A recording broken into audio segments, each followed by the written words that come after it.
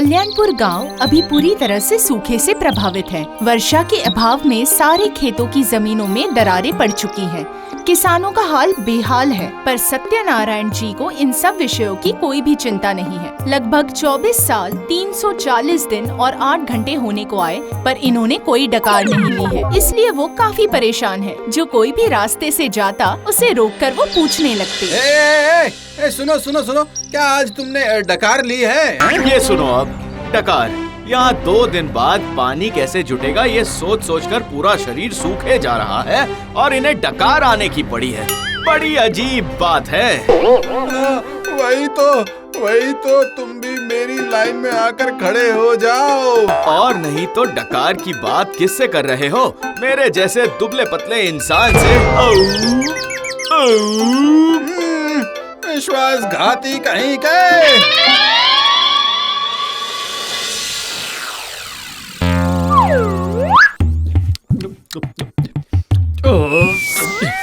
अरे खाओ खाओ, शाम को मजेदार आलू बड़े, भुजा और तीखी मिर्च खाकर सी करके पानी पीते हुए डकार लेने का आनंद ही कुछ और है ना? सही कहा ना? काश मैं भी तुम्हारी तरह एक बार डकार ले पाता। कितने साल हो गए, अब तो मेरे अंदर डकार की चाह दिन पर दिन बढ़ती ही जा रही है। अरे मेरे दोस्त, अपने इस गोल मटोल शरीर के साथ सुबह सवेरे थोड़ा प्राणायाम योगा किया करो, तो डकार अपने आप ही बाहर आकर तुम्हें हाय हेलो कहेगी। अब इस उम्र में योगा?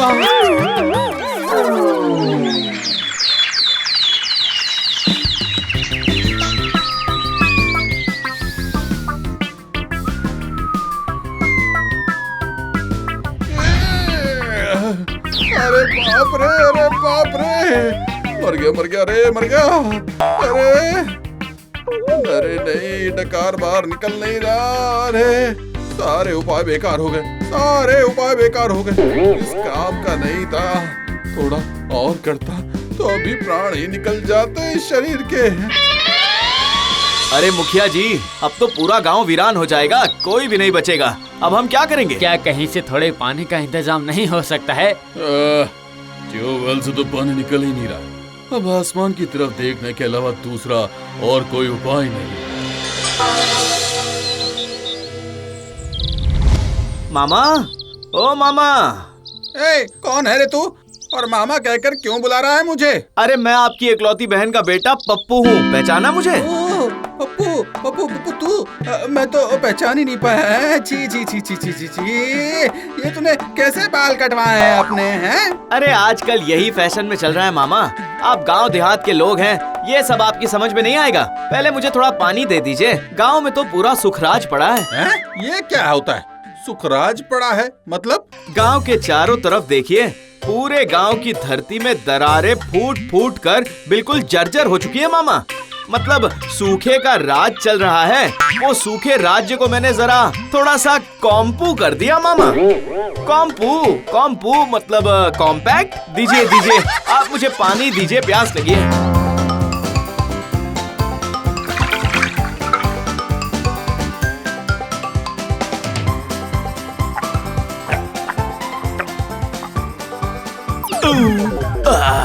ये क्या, इतनी आसानी से तुझे डकार आ जाती है? क्यों, आपको नहीं आती क्या? नहीं, मुझे तो नहीं आती है। जानता है, आज लगभग 25 साल होने को आए हैं, पर मैंने ढंग से डकार नहीं ली। ये आप कैसी बातें कर रहे हो मामा? हाँ रे, सच में। बिना डकार लिए कोई इंसान कैसे जी सकता है, जरा बताना मुझे। हाँ? अरे नहीं मामा, आप भूल कर रहे हैं। और फिर डकार के लिए आप सिर्फ मुंह पर ही निर्भर क्यों हैं? शरीर में दूसरी जगह भी होती है, वहाँ से कोशिश करना ठीक है। चलो कोई बात नहीं, मैं आपको डॉक्टर के पास ले चलता हूँ।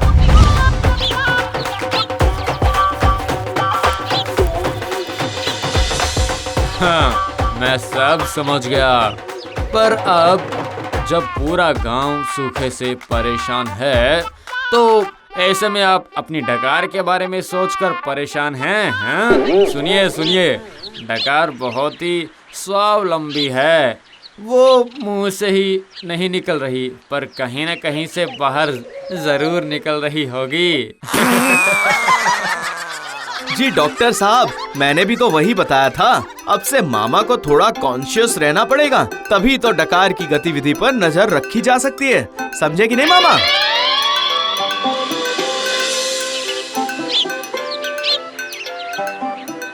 ओह, देख रहे हो मामा, सूखे की वजह से खेतों का क्या हाल हो गया है। बेहाल हो गया सब। अरे ये गांव का सूखा तो बस 1 साल का ही है, और मेरी डकार का सूखा तो लगभग 25 सालों का है। मेरे इतने लंबे सूखे के सामने ये सूखा तो कुछ भी नहीं है रे, कुछ भी नहीं।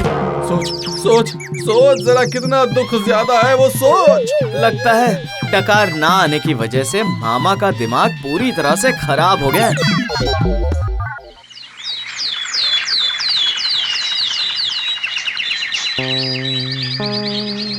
सत्यनारायण ने दिन प्रतिदिन एक तरह से खाना पीना छोड़ ही दिया था। किसी से भी कोई बात नहीं करते थे वो, यहाँ तक कि पप्पू के साथ भी नहीं। क्या मुसीबत है, अगर ऐसे ही चलता रहा तो 2 दिनों में मामा को उठा कर ले जाना होगा। उसके बाद तो फिर ऐसे ही इनका राम नाम सत्य हो जाएगा।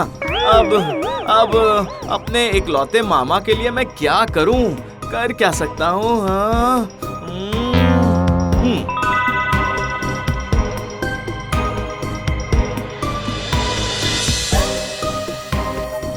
मामा, ओ मामा, जरा सुनिए तो। आप मुझसे और माँ से प्यार करते हैं ना? क्यों बोलिए ना, प्यार तो करते हैं ना? हाँ या ना में कहिए। करता तो हूँ, तू मेरा इकलौता भांजा जो है। अगर तुझे प्यार नहीं करूँगा तो मैं क्या करूँगा? तो फिर सुनिए मामा, माँ के मरने से पहले उनकी आखिरी इच्छा थी, जिसे माँ ने जाने से पहले सिर्फ मुझे बताया था। क्या कहा था मेरी बहन ने तुझसे? बताना मुझे, क्या कहा था? माँ ने कहा था कि मैं तो कभी अपने भाई को भरपेट खिला नहीं पाई। पप्पू, अब तू बड़ा हो गया है, इसीलिए मेरी तरफ से अपने मामा को एक दिन भरपेट खाना खिलाना।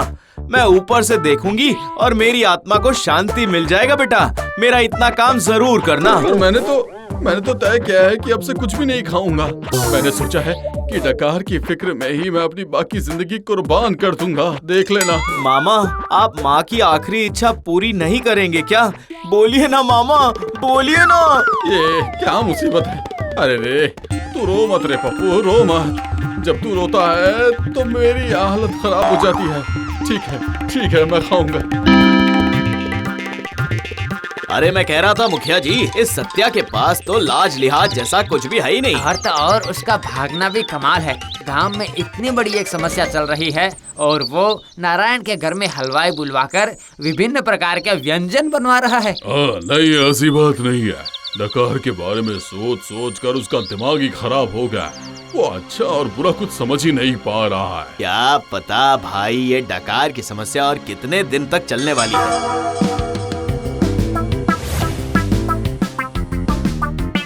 ओ मेरे प्यारे मामा, थोड़ा और खाइए ना। खाते हुए देख मुझे अच्छा लग रहा है। रुकिए मत, खाते जाइए, खाइए और खाइए।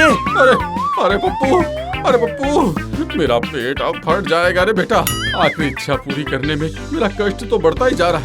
अब बस अब मुझसे नहीं खाया जाएगा, बिल्कुल नहीं खाया जाएगा। अरे नहीं खाया जाएगा। अरे खाइए ना मामा, बातें कम करिए। अगर बातें करेंगे तो मुंह में हवा भर जाएगी और खाना अंदर जाने की जगह ही नहीं बचेगी। बातें मत करिए, खाइए।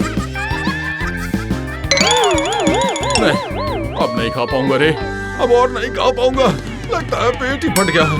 अरे बाप रे, अरे बाप रे, अरे बाप रे, ये लीजिए मामा, ये शरबत पी लीजिए।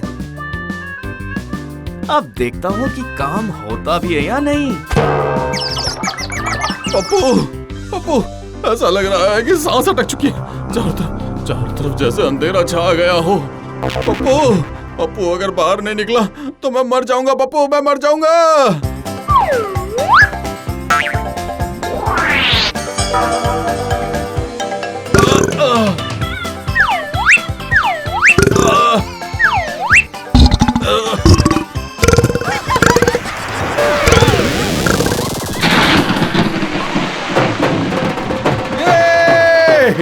डकार आ गई।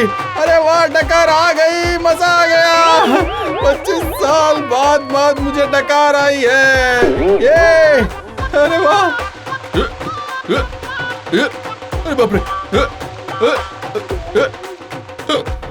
गांव में लोगों ने कहा कि सत्यनारायण के डकार से गांव में बारिश होने लगी। पर सत्या का दुख खत्म होने के बाद भी खत्म नहीं हुआ। अब शुरू हो गई दूसरी एक समस्या और वो थी हिचकी। तो क्या अब भूकंप आने वाला था?